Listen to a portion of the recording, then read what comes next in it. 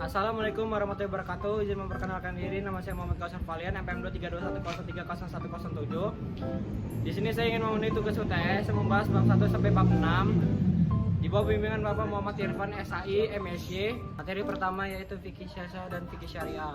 Fikih syariah yaitu berfokus pada ketatanegaraan dan kehidupan bernegara yang membahas sistem politik, sosial, dan ekonomi. Sedangkan fikih syariah itu ilmu yang mempelajari hukum Islam namun berfokus pada aturan perilaku manusia. Fikih syariah itu dapat dijelaskan di dalam surat An-Nisa ayat 58. Sedangkan fikih syariah itu dapat dijelaskan di dalam hadis. Jika seorang hakim beristihad dan benar, ia mendapatkan 2 pahala.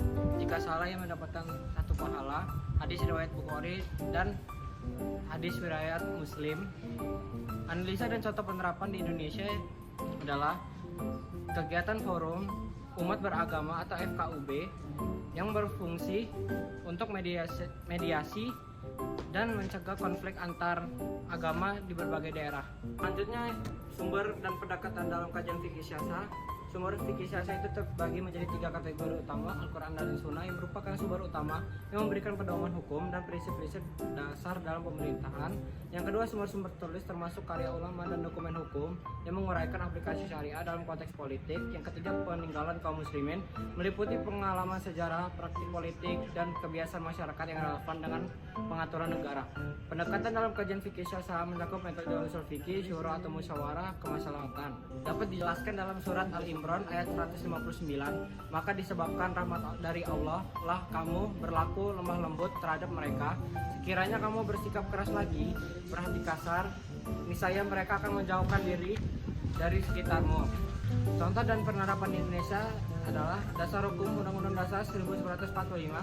Konstitusi negara ini mengandung prinsip-prinsip yang sejalan dengan fikih syariah seperti keadilan sosial, musyawarah untuk mufakat, dan perlindungan hak asasi manusia. Selanjutnya, ketatanegaraan dalam sejarah Islam. Tata negara adalah suatu kekuasaan sentral yang mengatur kehidupan bernegara yang menyangkut sifat, bentuk, tugas negara dan pemerintahan atau sebaliknya. Dapat dijelaskan dalam surat Al-Isra ayat 70. Analisis ketatanegaraan dalam sejarah Islam yaitu pertama, prinsip syura atau musyawarah. Dalam sejarah Islam, musyawarah merupakan fondasi penting dalam pengambilan keputusan. Hal ini terlihat pada masa Nabi Muhammad SAW dan Khulafaur Ar-Rasyidin. Selanjutnya, konsep penting dalam sejarah Islam. Dalam ajaran Islam, konsep pemerintahan berakar kuat pada prinsip keimanan dan wahyu Al-Quran. Istilah pemerintahan dalam konteks Islam mengacu pada sistem pemerintahan dan pengelolaan urusan masyarakat dengan tujuan akhir untuk membangun masyarakat yang adil dan berbudi luhur. Dapat dijelaskan dalam hadis tentang kepemimpinan, setiap kalian adalah pemimpin dan setiap pemimpin akan dimintai pertanggungjawaban atas apa yang dipimpin. Hadis riwayat Bukhari dan hadis riwayat Muslim. Analisa keadilan dan hukum. Pemerintahan Islam mengedepankan keadilan sebagai salah satu prinsip dasar. Hukum harus ditegakkan tanpa diskriminasi.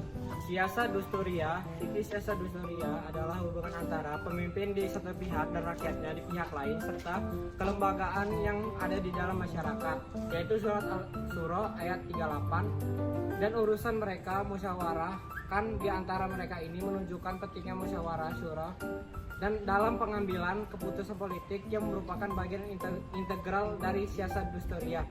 Contoh penerapannya konsep siasat Dusturia di Indonesia yaitu Undang-Undang Dasar 1945, Peraturan Daerah Syariah di Aceh, keterlibatan masyarakat dalam pemilu. Materi terakhir yaitu siasat Dauliyah.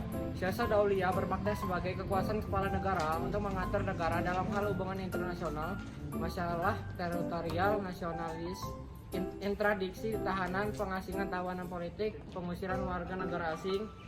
Dapat dijelaskan dalam hadis tentang keadilan dan perdamaian dari Jabir bin Samurah. Rasulullah SAW bersabda, Islam datang dengan 4 prinsip: keadilan, dan keadilan. Analisisnya, pemerintah memiliki tanggung jawab untuk memastikan kesejahteraan masyarakat melalui program-program yang adil dan merata. Penerapannya di Indonesia, program-program seperti program Keluarga Harapan, PKH, dan bantuan sosial yang ditujukan untuk masyarakat miskin, berusaha untuk mengurangi ketimpang dan meningkatkan kesejahteraan. Sekian penjelasan materi dari saya. Wassalamualaikum warahmatullahi wabarakatuh.